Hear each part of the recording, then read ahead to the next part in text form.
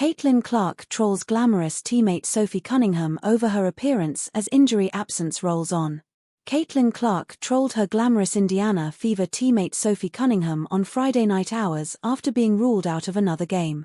The Fever announced their star player would once again be missing for Saturday's home game against the Los Angeles Sparks due to a lingering left groin injury. But Clark was clearly not too distraught as she took to social media to jokingly mock Cunningham, who has emerged as the Fever's on-court enforcer in the early stages of this WNBA season. The Fever posted some pictures from the workout earlier in the day, one of which showed Cunningham's hair bouncing up and down as she ran around the court. The picture captured her hair in a bizarre position, leading Clark to reply "Love this hairstyle" while tagging her teammate. On Saturday, Clark will sit out for a fifth straight game and miss her 10th game of the season, including Tuesday's Commissioner's Cup final when Indiana toppled the league-leading Minnesota Lynx 74-59. The Cup final does not count toward the regular season standings, but nonetheless the Fever have won 3 straight games during Clark's absence. Indiana coach Stephanie White said at the time of Clark's injury that it was very much a day-to-day thing. After Saturday, the Fever are off again until a home date with the Golden State Valkyries on Wednesday. Clark, 23, sat out 5 games due to a left quad injury before returning to action against the New York Liberty on June 14. The second-year guard is averaging 18.2 points, 8.9 assists and 5.0 rebounds in 9 games this season for Indiana. Clark won Rookie of the Year honors and made the All-Star and All-WNBA teams in 2024-25 following a record-setting career at Iowa. What's Caitlin Clark worth to the WNBA? A lot more than her $78,066 salary. In 1997, economists from MIT and Cambridge wrote a paper on the economic value of NBA superstars focusing on the Chicago Bulls' Michael Jordan. At the time he had won 4 NBA championships, briefly retired, then returned to the league. The window in which Jordan was away from the NBA provided a clearer glimpse into the value he brought to it. Beyond what he meant to the Bulls, the 2 economists, Jerry A. Hausman and Gregory K. Leonard, found that Jordan generated $53 million to other teams during the 1991-92 season, around $121 million today after analyzing factors such as gate revenue and local and national TV revenue. Jordan was making around $3 million in salary, or around $7 million today. A significant portion of an NBA team's revenue can be traced to Michael Jordan, they wrote. Caitlin Clark has produced a similar financial effect on the WNBA. Since she entered the league as the top draft pick in 2024, the Indiana Fever have become the WNBA's equivalent of the Beatles. Everywhere Clark goes, eyes follow.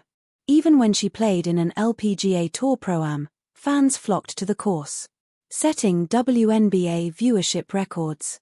Clark and the Fever have set WNBA viewership records, consistently sell out Gainbridge Fieldhouse and prompt some opponents to move their games to larger arenas. The Fever unveiled t-shirts this season with the tagline "Every game is a home game." To see the influence that she has on people, bringing people out here, and to see how amazing an influence she is for sports was really cool to see firsthand, said Nelly Korda, the world's #1 golfer, after playing 9 holes with Clark last November. Usually when an athlete receives that much attention, money flows into the athlete's pocket.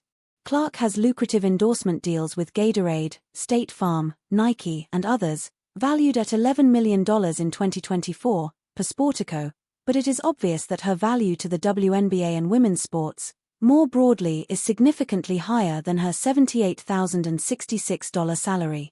The Fever also won the Commissioner's Cup, an intra-season tournament, and its $500,000 prize on Tuesday by beating the Minnesota Lynx. While Clark missed the game with a groin injury, each player on the Fever roster was set to earn more than an additional $41,000 by winning.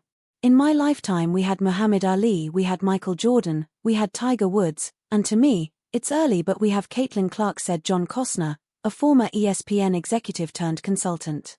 People who don't care and don't follow the sport that she plays have been driven not just to watch but to watch avidly.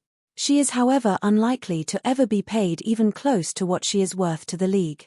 Her agent Excel's Erin Kane said she did not think that would ever be possible.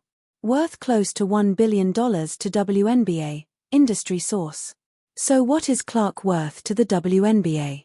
It's hard to believe she's not worth close to $1 billion to the league, said one industry source not authorized to discuss the matter publicly. Clark, of course, is just one of many WNBA players who are vastly underpaid, a key prompt for players currently renegotiating their collective bargaining agreement with the league.